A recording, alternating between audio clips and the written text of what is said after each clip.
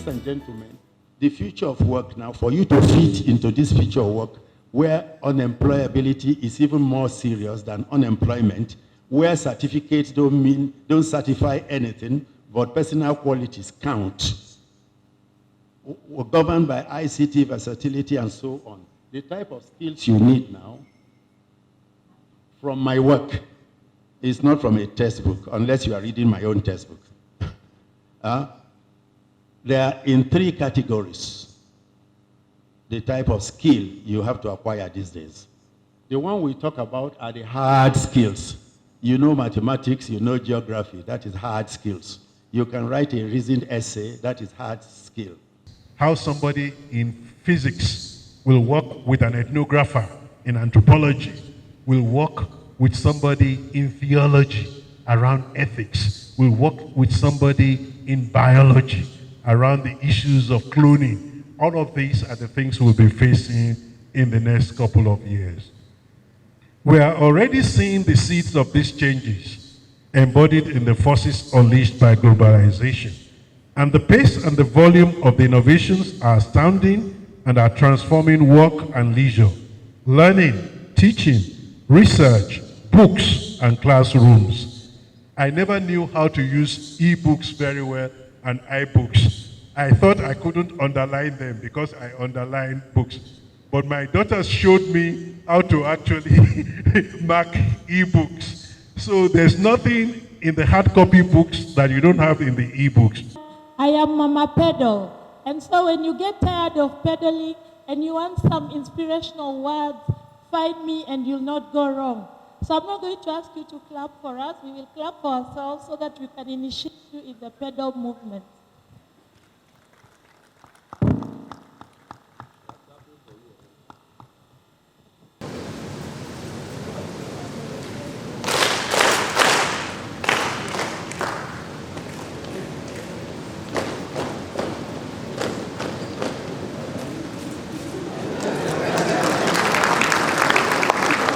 So we are live from the International Conference Center at the University of Ibadan, where we are hosting the Pedagogical Leadership in Africa. And this is brought to you by PASGR, empowered by the Association of African Universities. We just finished the official opening, and we want to seek the views of participants, especially their outcomes and whatever they would want to take home to better African higher education. And we are privileged to have one of the facilitators, and we want to have a brief chat with him so that he shares with us what his expectations are and what participants would gain out of this session. You are welcome to AAU Talks. Thank you so much, Sam. Okay, my name is Seydou Walidou. I teach at the University of Ghana. And I've been involved with PASGR for a couple of years, I think since 2013, in this kind of innovative teaching and learning processes. I think basically, if you look at the whole concept of PEDAL, it's actually designed to change the way teachers teach at higher education and the way learners or students learn at higher education.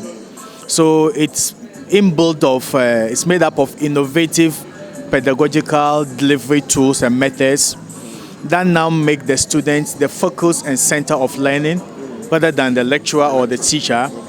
It is more about participation, and it is more about understanding the needs and then the challenges that adult learners face and factoring these needs and challenges into the delivery components. So at this particular level of delivery, you are now involving more of the students in both the planning, in the delivery, and then the benefit of the session. So basically, we are looking at models that include hidden curriculum. Teaching is not just what you say, but the way you appear, the way you create the enabling environment, and what you say and what you don't say. It's all part of the teaching and learning processes. We are also looking at using innovative tools like e-cases and then technology-enhanced learning. We are also looking at constructive alignment and several pedagogical leadership. Even when you are teaching, there's a little bit of element of leadership in the way you teach and the way you deliver. So when you bring all these things together, you are now bringing a very innovative new way of delivering content to your participants.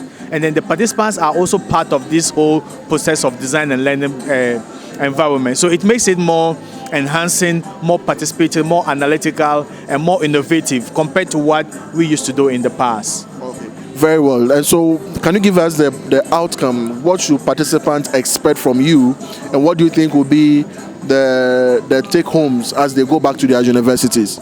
So basically, it's about restructuring the learning process so that we are now redefining the role of the lecturer or the teacher and then the role of the student in the learning process.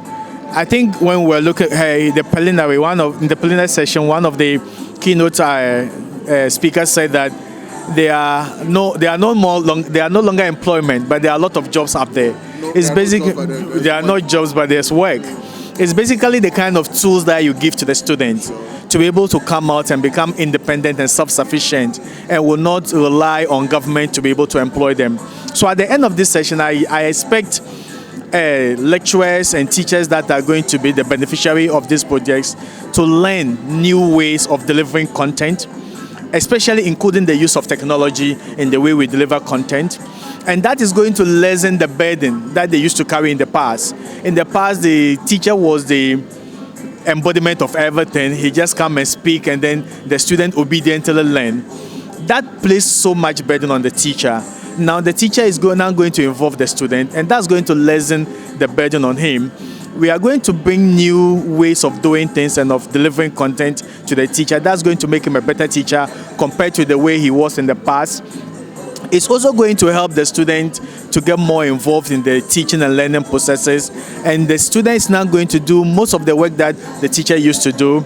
So at the end of the day, the teacher is just a facilitator of the delivery of content rather than an embodiment of all the knowledge. So it's going to be a kind of burden sharing, a kind of innovative learning processes, and at the end of the day, it's going to engender the way we formulate policy, the way we empower students to be able to become independent and do things on their own. So broadly, I think we are going to take Africa by storm, and a whole lot of innovation in teaching is going to occur. All right, so let's look at the models. I know we have about 6 sub-themes or models that we'll be looking at.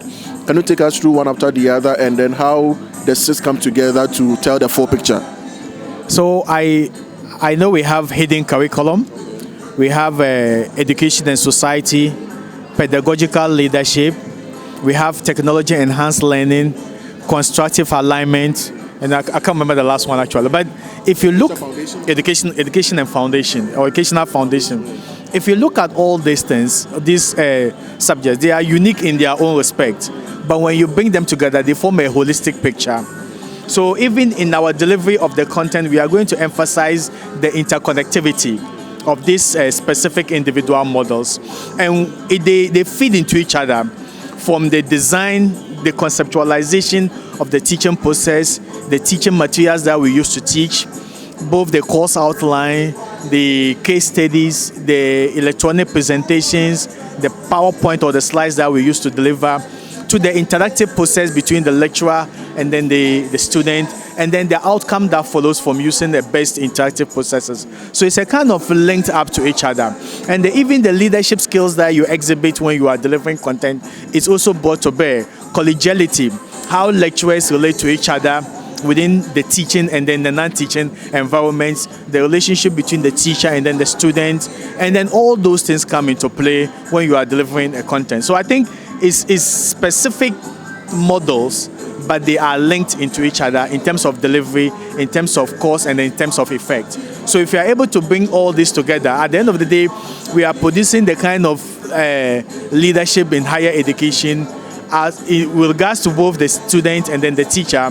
And at the end of the day, we are going to do things better than we used to do in the past. Thank you very much. We'll come to you again after the entire sessions to know the learning outcomes and what really happened during the 6 modules, and then what participants are actually taking home. So thank you so much for your time. We wish you all the best. Also. Thank you, sir. Great. All right. All right, so we are still on our one-on-one sessions with our participants. We want to find out from them what their expectations are and what will be the take-home after this 8-day training. And I'm privileged to have 3 beautiful academics just behind me, and I want to speak with them. First of all, you tell us your name, your department, and then your university. Okay, my name is Shirley Ejo. I'm from the Department of Human Nutrition, University of Ibadan. Adeola Olajide is my name, Department of Agricultural Economics, University of Ibadan. Oluwafumilaya Adeleye is my name, Department of Animal Science, University of Ibadan. Okay, so I believe that you have been teaching for more than 5 years or 10 years? Yeah. Okay, and so you are very familiar with the classroom teaching and learning situation. Why do we think we need pedagogical leadership in Africa in such a time like this? I think they want to start first. Well, I think it's important because you want to be more effective. Number two, we want to ensure that we have the similar approaches and we can deliver the quality that is expected in the society. And particularly for the University of Ibadan, it's the first and the best and we want to retain it. So it's actually important that University of Ibadan also takes the leadership in that direction for Nigeria and for Africa. Thank you. So you have been teaching. What are the challenges that you've seen in the classroom with regards to teaching and learning that this training will be very much beneficial? Okay, over the years I've been teaching, I think one of the challenges with teaching is, well, you get into exams and you find out that the students have not learned what you thought they had learned. So I'm here to learn how to go about it, to make sure that it's actually a learning process, both for the students and I. And I hope that I'll be able to learn a bit more about technologies and innovations that are currently used. And so that students that come out of the University of Ibadan would be at par with their colleagues all over the world based on improved teaching methods that we would adopt from this training. So what will be your greatest learning outcome of this training? How will this training make you a better teacher? And how will it also make your student better student? Okay, well, for me, learning from those who will be here, because I'm sure we'll share experiences here, and then learning new methods and seeing how maybe some of the methods I've used before, how to apply them in a new way and in a better way to make our students learn better. And one thing I've learned even from the opening is learning should continue beyond the classroom. It shouldn't end there. So when the student leaves the class, they're still talking about it. The experience stays with them. So experiential learning, hands-on learning, and being able to meet the need of each person, because each person is different, each student is different. The learning process is maybe fast for one, slow for the other, but how to harmonize this and get the best out of all of them, irrespective of their ways of learning, will be one thing I would like to. All right. Thank you very much. I'll also be following up after the training and know what exactly you've learned and how you will transform pedagogical leadership in Africa. All right. Thank you, and we appreciate the time. All right. Distinguished ladies and gentlemen, what can we give as a gift to the guest lecturer of today? What is commensurate with that delivery of this evening? But we just must give a token of our love in appreciation of that lucid presentation. Therefore, on behalf of the Provost College of Medicine, sorry, you can understand me because my background is College of Medicine. Sorry about that. On behalf of Provost Postgraduate College, University of Ibadan, we present to Professor Tade Akin-Aino, the Executive Director, Partnership for African Social and Governance Research, PASGR, Nairobi, Kenya. Our own Professor Aino, the 77th Postgraduate College Interdisciplinary Research Discourse Lecturer on this day, Tuesday, 21st May, 2019. We say we appreciate you a lot, and we say God bless you, sir.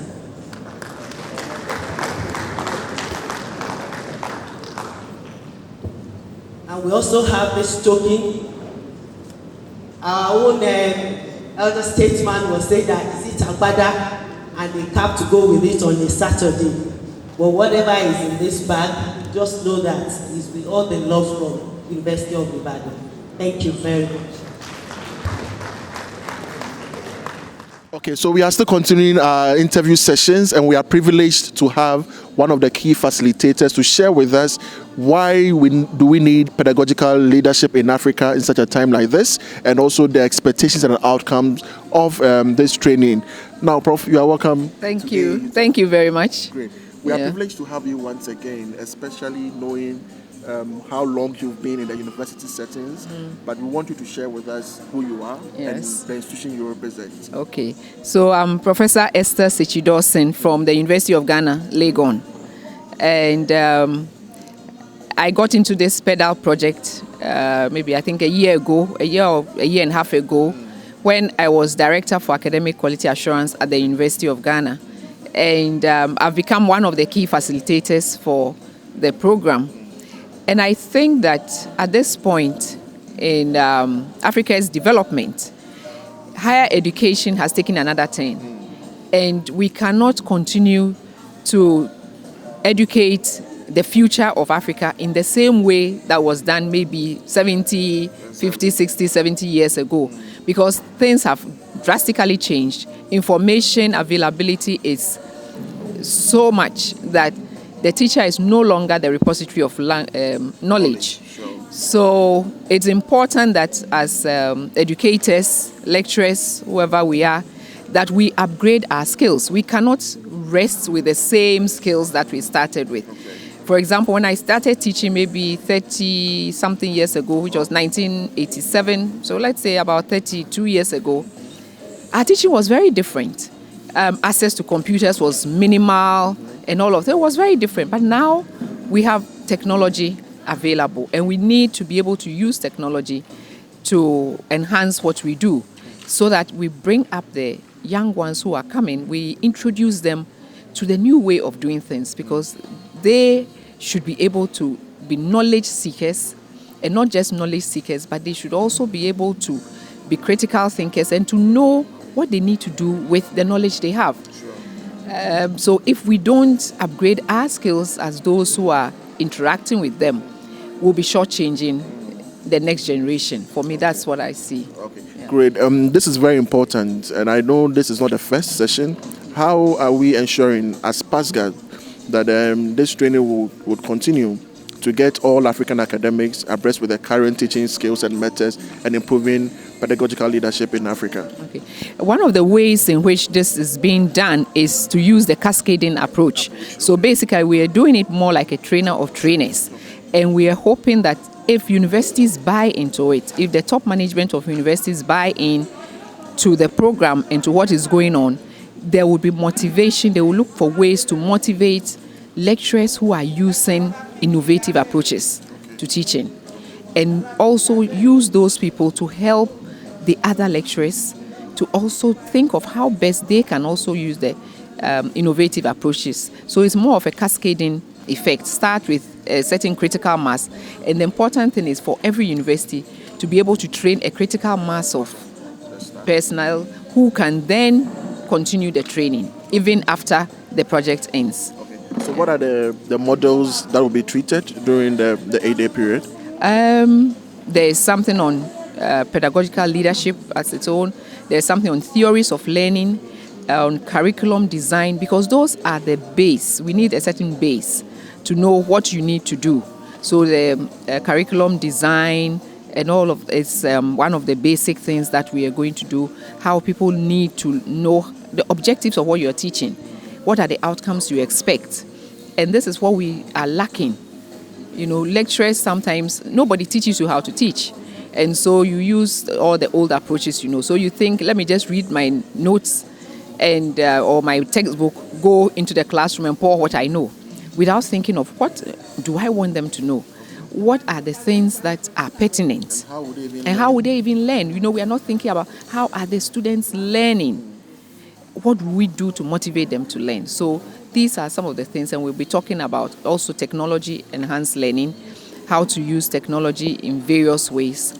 There are some lecturers who, for example, have no idea how to come up with a good PowerPoint presentation slide for their students or for other presentations. Those are some of the things we are going to be using, how to use the Google Sites and all of that, how to embed maybe some video into your teaching and all of that. So that's some of that, the technology end.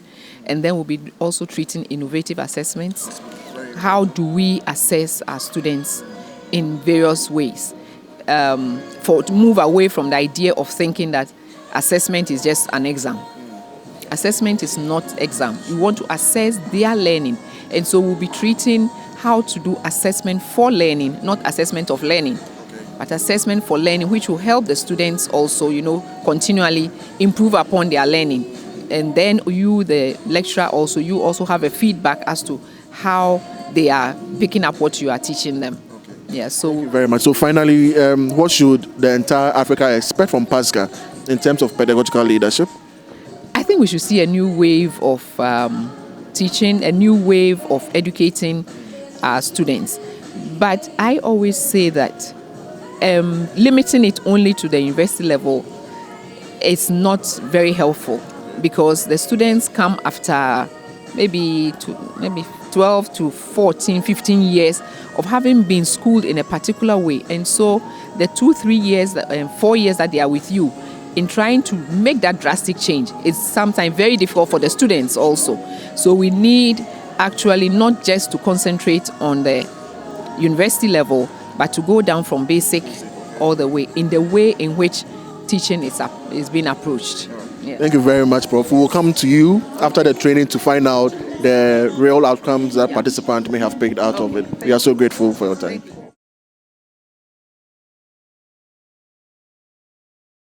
Welcome to AAU TV, and we are still continuing our second day streaming for the Pedagogical Leadership Workshop or Training, which is organized by PASGR, and we are live from the University of Ibadan International Conference Center. Yesterday was amazing. We had official opening, and we did the parallel sessions as well, where we treated 6 different topics on pedagogical leadership in Africa. We looked at the educational foundation, we looked at enhancing teaching using ICT or technological resources, and other key topics as well. Today we are continuing with the second day streaming, and we'll be interviewing academics, we'll be interviewing facilitators, we'll be interviewing participants of what it takes to be part of this training and the expectations and the take-homes right after this training, and how it will impact or affect teaching and learning in African higher education. Join us and enjoy the streaming.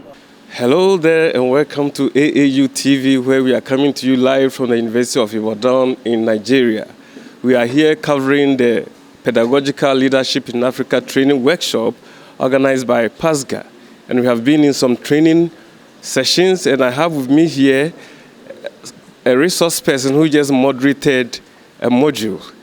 Please, Prof, welcome to AAU TV. Okay, Prof, thank you very much for facilitating this module this morning. Can you throw more light about the module? Yeah, the module is about innovative assessment. We are introducing participants to innovative ways of assessing their students more innovatively. Usually find their lecturers complain of the time they use even for marking, but we're telling them there are better ways of reducing that time, and even assessment, the other techniques which can be done digitally, which are more economical. Yeah, that's what we are doing with this group. Okay, so you are using a digital means to help them to assess their students. Yeah, both manually and digitally. We are introducing the techniques which they are not used to. Yeah, and which we think are very innovative. Okay, do you think that the participants are getting along with what you are doing so far? Yeah, they are actually very interested, and participation is very high. They are working in groups, and all, I think, are participating because they see the need to use what we are conveying to them. Okay, so what do you expect to be the success rate of this module that you are facilitating? Now, the success rate, I think, is going very high. You can judge from the participation of the learners. Yeah. Okay, so how will you monitor what the participants will be doing in their home universities when they get back? This is a blended program. After the face-to-face meeting here, they will continue to work online, and we shall be assessing their progress online. They send them to resource persons, and we assess and communicate, give them feedback on what they have done. Thank you very much, Prof, for the wonderful work that you are doing for Africa. God bless you, and wish you the best in all that you do. Thank you. Thank you. I have with me a professor who just facilitated a module. Thank you very much. I'm happy that I've had the opportunity to throw more light on what is going on. Okay, please can you introduce yourself and then throw more light on what you just facilitated? My name is Professor Esther Sechidorsen, and I'm from the University of Ghana, Legon. I just facilitated the session on innovative assessment. That session is actually in 3 parts, and we've just finished one part of it, introducing the participants to the idea of being innovative in the way they do their assessments. Assessment, as we know, most people think of assessment as an exam. But what we are saying is that assessment is not just an exam.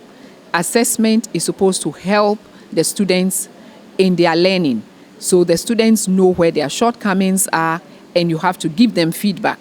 So the thinking is, what we are doing is stressing on what we call assessment for learning. Not assessment of learning, but assessment for learning, which means it has to be done continuously during the program so that students are given a feedback. It helps them understand where they are, what their shortcomings are. You give them a feedback to help them improve on their learning before they get to the end of the semester when they will do their end of semester exam. Okay. Is this approach different from what pertains in our universities? Yes, for most times there are lots of challenges. So one of the things that we did was to ask participants, tell us, what is your major challenge when it comes to exam assessment, running tests, etc. And for this group, they said time. They just don't have enough time to grade, to be able to do continuous assessment all the time because of the numbers, and student numbers also is part of it. So it influences the way we are doing our assessments. And so most people are not able to do what we would term the continuous assessment, where it involves a lot more. So we are bringing to their mind the fact that when they think of a continuous assessment, they should not think that it's only writing a test. Okay. That's because most people think it's only about writing tests. But we are saying that innovative assessments include finding out right from the beginning, what do they know? What don't they know? So that you help them, you direct your teaching towards that way. Asking them questions in class is part of assessment.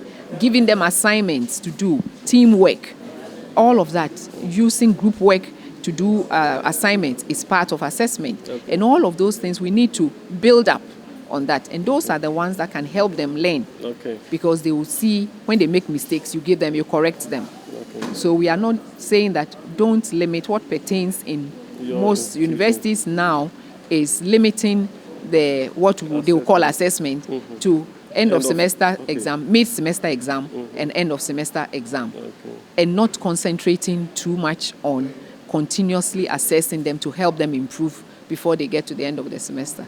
Good, thank you. So from your observation of the participants, do you think they are getting along with your innovation? Yes, they were very enthusiastic. I could see from their reaction. There are some who understand what is going. There are some too who it looks like, wow, this is an exceptional learning moment. This is something new it's being brought into my mind. I've not really thought about it. And there are some who also is like, yes, this is confirming what I'm trying to do. Right. So I really think that they are going to take it on board and they will be able to use it. Okay. How will you monitor their progress when they go back to their universities? This whole workshop or the training program is supposed to be at a blended kind of thing. So we'll set them some assessments and assignments to do, to upload something on the Moodle platform that has been created for the PEDAL project. So through that, we'll be able to give them a feedback. Because when they upload, we look at it, then we give them comments. Okay. Yeah. Thank you very much, Professor Sechidorsen, and we wish you the best in your other modules that you facilitate. Thank you. Thank you. We have just seen a session being moderated by a resource person who will introduce herself and her session. Welcome, madam. Thank you. I'll hold it. I am Professor Harriet Mutonyi from Uganda Matters University, and I am a facilitator on the Pedagogical Leadership for Africa program. I've just run a session looking at education and society using a simulation. Okay, can you throw more light about the content of what you just moderated? The content is about looking at how society and education are interlinked and how we can look at what we are doing today that can help transform society and what is happening in society that can help us transform how we do education at universities. Is this not being done in universities already? Not necessarily the kind of engagement that we are trying to look at. People to become reflexive in their practice.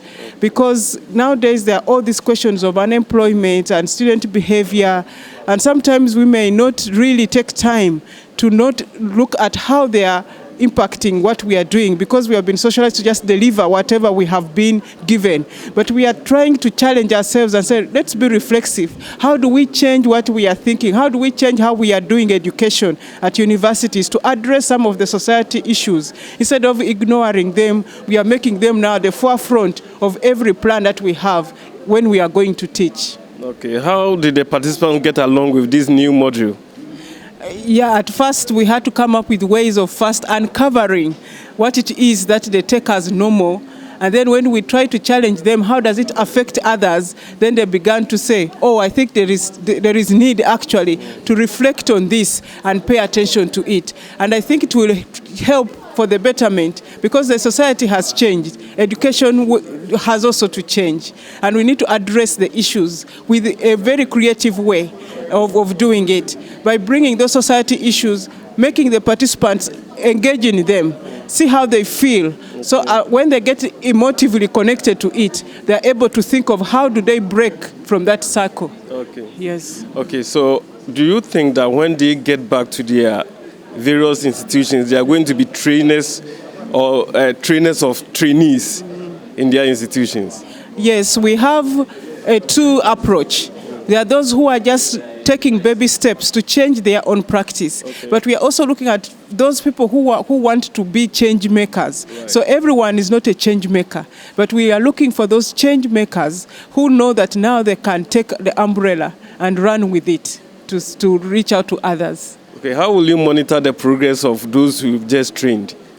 We have come up with a learning platform in which they are all putting their information, trying to say, this is what I want to work on, and I need this kind of help from the facilitators. So we have given them all access to that platform, and they will be uploading and we shall be giving feedback. So that is the best way we have come up with, to just say, let us see what it is that they are picking out and how are they progressing throughout. Yeah. Thank you very much, Prof, for this interview. I have with me a resource person who just facilitated a module, and I would like her to tell me more about the module. But before then, let her introduce herself. My name is Susan Kilonzo. I teach at Maseno University, Kenya. Okay, Madam Susan, Prof. Susan, can you tell us a bit about the module you just facilitated this morning? We were doing educational foundations and learning theories. And this is a module that brings real-life experience into the classroom environment so that the participants or the learners can know how to use this exercise within their classes. Okay, what is different with this module from what pertains in our universities? I think most of the time we take things for granted. For instance, the things that we experience every day out there in the society, and we fail to integrate some of these things within the classroom environment. So what the module tries to do is to help the participants who are lecturers know how to use daily experiences to integrate learning ways or ways in which learners can acquire more knowledge within the classroom environment. Do the module actually engage the participants? I think in every bit of it, from the very beginning to the very end, the participants are engaged, because the first exercise that we do is just to ask them to list things that people say about them that are either true or not true. And the moment you engage a participant or a student to start writing even from the very beginning, then they know they are likely to use the exercise during the learning period, and so they begin to be engaged. Beyond that is the use of the flight. We used a plane, and this is the real life experience we simulated the Ethiopian Airlines experience, the flight that just crashed not too long ago within this classroom environment. And participants are able to experience like real life things that are happening out there, and we bring it to the classroom environment so that they can relate to it. And what we were doing is that we were trying to help the participants understand the interconnection between education and society. And so when we simulated this particular exercise, what we asked them to do is to save people within the plane. And the reason why we asked them to do this is to make them think through their biases. What is it that makes them think that an MP should not be saved, but an expectant mother should be saved? Yeah. Okay, so what do you expect them to do when they go back to their institutions? Oh, well, we have asked them questions around what they have experienced in the learning process during that particular module. And what they are saying that this is something that is really doable, because the fact of the matter is that we have so many experiences that we come with from outside the classroom that we can integrate into our courses. And they say that it is easy to integrate these things within the courses. Okay, how will you monitor their progress when they go back to their institutions? We do have a platform. PASGR runs a platform called Moodle. And within Moodle, this is where participants interact. There is a discussion forum. But beyond that, there are certain assignments that they've been given. Like they have to write their own teaching philosophies, and they have to upload their old course outlines and their new course outlines. So then we are able to monitor and see whether there is any change that is taking place. Okay. Finally, how do you expect to scale up this module or this training to the rest of Africa? If you notice, there is about 59 or 60 facilitators. And there's a reason why this body of facilitators is growing every other day. The reason is that we want to reach out to every corner of the continent in a way that we have many people that can transmit these resources that we are getting that can help our students learn more in every part of the continent. And so, given the many number of facilitators that we have, we think that it is possible to reach as many people as possible. Thank you very much, Madam Susan, and God bless you, and wish you the best in other sessions. Thank you. Madam, please, can you introduce yourself and your institution? I'm Adetunbi Akinyemi. I'm from University of Ibadan, Department of Science and Technology Education. Okay, and I have another participant. Yeah. Hello, my name is Dr. Adejoke Akinyele from the University of Ibadan, from the Department of Forest Production and Products. Okay, so we have two participants from University of Ibadan, and I'm going to ask them, is this your first training session under the PEDA by PASGR? Yes, please. Okay, and Madam? The same thing for me too. It's the first time. So what new things are you learning here under this training program? Yeah, one of the first new things I'm learning is the technology and enhance the learning to be used in teaching, and I found it very, very interesting and instructive, something that could be inculcated into my teaching in the university. Do you have a similar thing happening in your university now? And if you have, how different is this from that? The university has been organizing such training for the staff at different level. And so, but this is, for some of the participants, this is just an addition to what the knowledge they have. But for some of us, quite a number of things are quite new. Things that we're not used to, that we're just learning now. Yeah. Okay, Professor, so what new things are you also learning? My background is educational technology, and I can say that most of the things exposed to us in technology enhanced learning, I have an idea, and I was able to make my own contributions even during the course of the learning. Now you are learning something new, which you are bringing on board to your university. Do you have any timelines that you have set for yourself that at the end of, say, 2019, I should have achieved this in my teaching and learning practice? Yes, especially in the area of curriculum development. Although, once again, because of my background again, I have an experience also in developing curriculum. So with what I learned today, I was somehow exposed to other things in which I could be able to inculcate into my own curriculum development. Now, Madam, how will it be easy for you to integrate what you have learned into your teaching practice? There are some of the things that we have learned that we have to look at the way it will fit into various aspects of the courses that we'll be teaching. So after this training, I will look into the course outline of my courses and see the ones that some of the things that we have learned can be introduced into them. And by the time we start the next session, at least gradually, I can begin to introduce them into the courses I take in the university. Will you need any approval from the University Senate or Academic Board before you integrate this? There are some things that you don't need the approval of the Senate to be able to do that. Like the introduction of role play, using simulation in teaching. You don't need to have any permission from the Senate to do that. But if you have the issue of curriculum development, that cannot be done on an individual basis. It has to have the approval of the university before that there could be any change in the curriculum. But for University of Ibadan, curriculum review is done every 5 years. So there are some things that by the time we're going to have the next curriculum review, such things could be introduced to them. Okay. And also, to add to what she has said, University of Ibadan here, you are encouraged to use technology for your teaching and learning process. So, as a postgraduate teacher, you can have an hybrid teaching, face-to-face teaching and technology. So, here in University of Ibadan, I think technology enhancements is already on ground. You may have met several people from other institutions. How effectively have you networked with them? Yes, like asking them for their names. For example, asking like in my area of studying, in my department, I ask someone what other things I can also inculcate into my own courses. Now you are trainers who may possibly train other people in your faculty.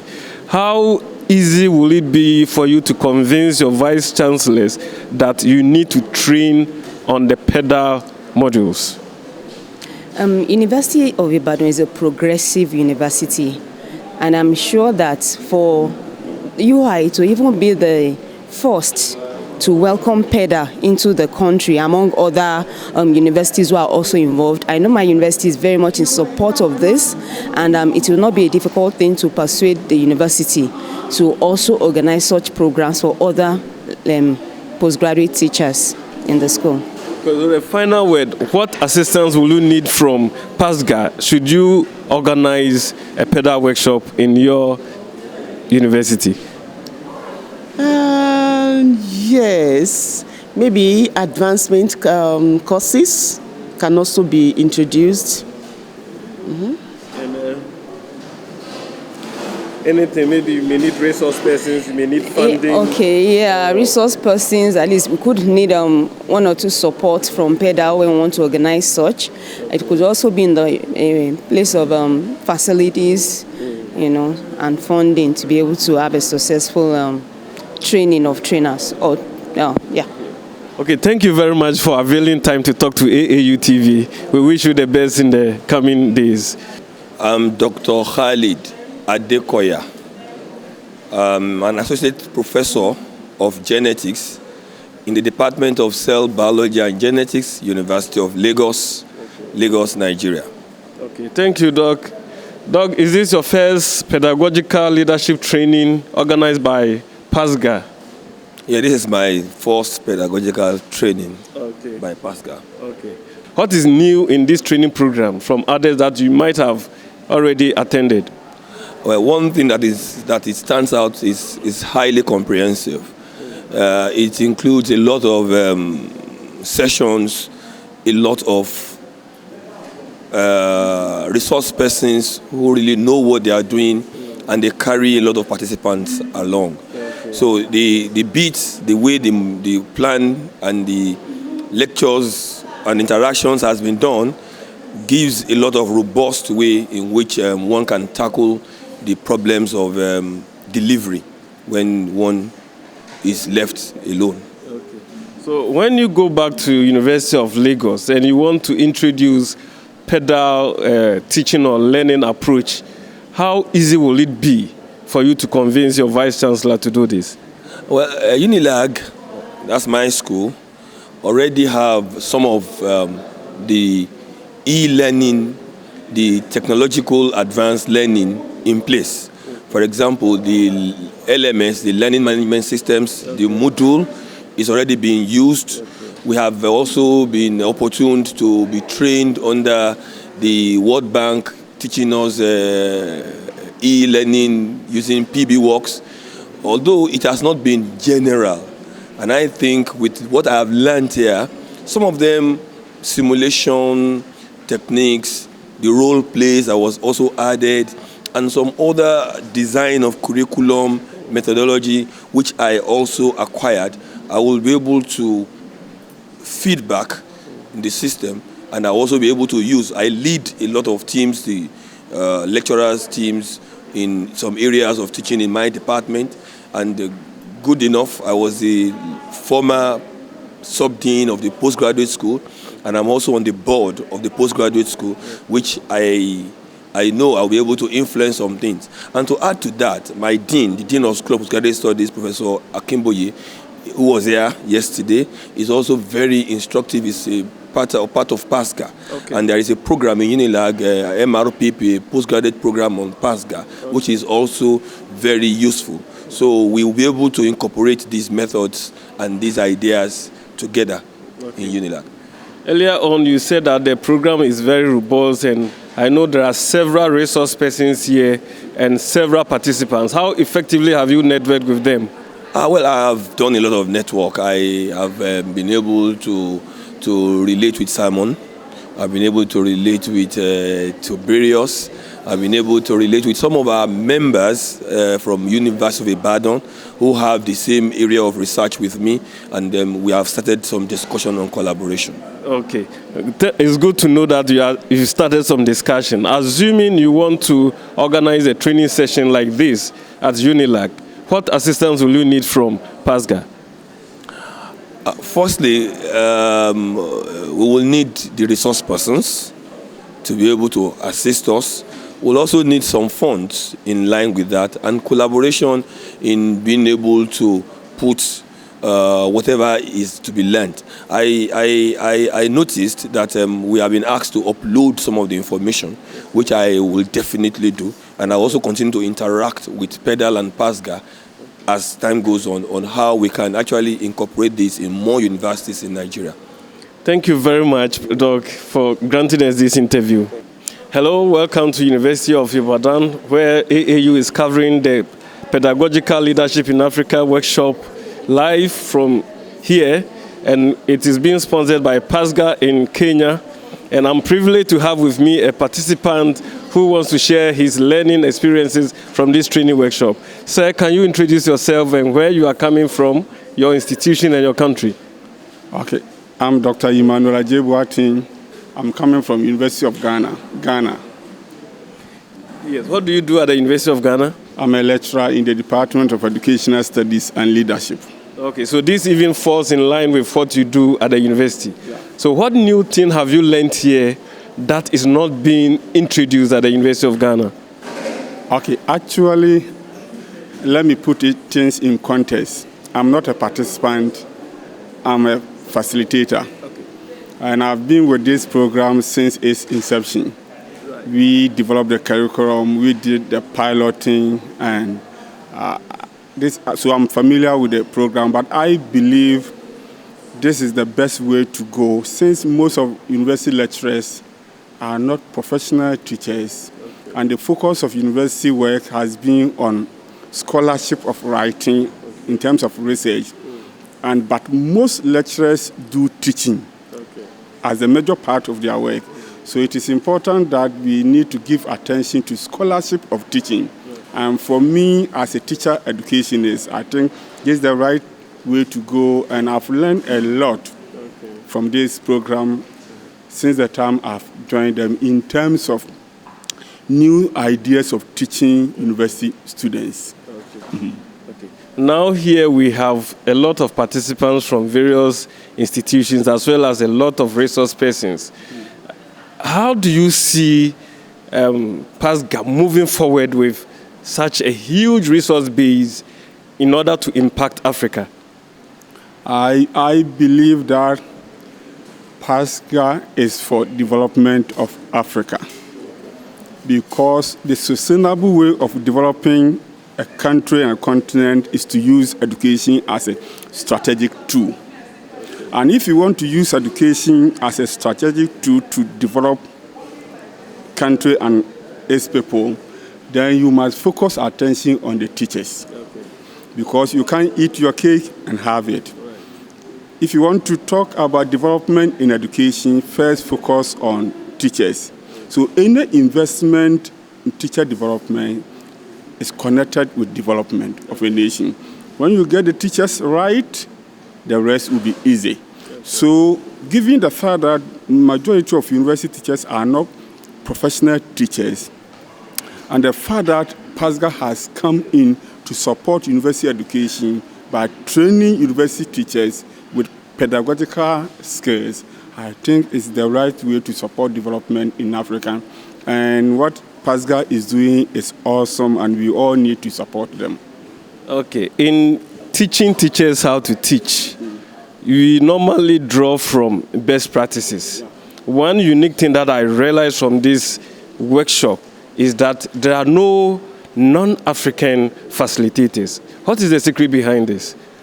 Yes, I think this is what is important about what we are doing, is utilizing the collective resource in Africa to transform Africa through teaching at a higher education level. I guess we have a lot of ideas in literature about how to teach and how to support students' learning. And the best part of what we are doing is using the resources in Africa, the intellectuals in Africa, bringing them together to design something which is in line with international best practice, but which is also related to the context of Africa. Okay. So if you check what Baba is doing, infusing African indigenous epistemology into the teaching of philosophy in Africa. So in a way, we are trying to change Africa, but we are changing Africa through the African way of doing things in a way that will bring development that is context specific. Okay. Now, this is, to me, is a pilot, unless you have an otherwise view. This is a pilot training. How are you scaling up this training so that it reaches all the corners of Africa? Good. I guess in the initial stages, they train all of us in Kenya. And from there, they went to Uganda for the first form of the cascading training. And now they are in West Africa and Nigeria, to be specific. And from here, in July, August, they are coming to Ghana so that the regional training will be done, and trainer of trainers.